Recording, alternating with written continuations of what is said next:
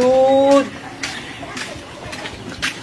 दूध दूध আছে दूध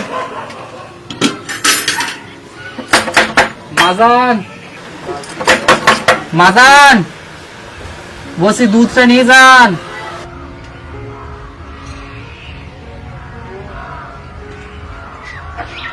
আমার আবার জাতি হবে পাশের গ্রামে, একটু জলদি আসেন মাজান।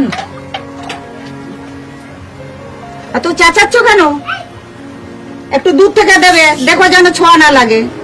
কেন ছোঁয়া লাগলে পরে কি আপনার জাত যাবে নাকি? হ্যাঁ তাই যাবে। অত কথা বলছো কেন? যা বলছি তাই করো, বেশি কথা বলো না।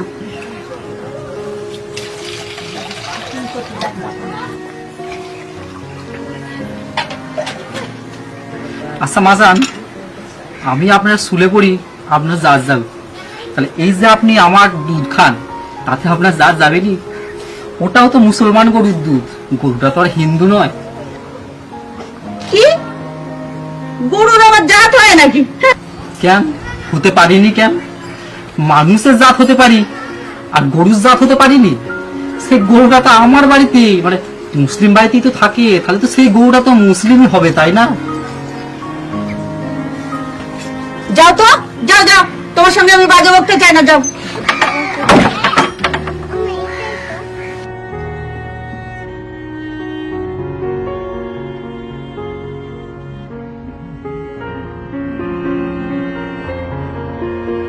বাচ্চাগুলো আমার এই ব্যাগ প্যাগ ছুঁয়ে দিল, এখন আমি কি করে এত বাজার নিয়ে কি করবো? আমার ব্যাগ প্যাগ ছুঁয়ে দিলি কেন? ছি ছি ছি ছি ছি, এবার আমি কি করি?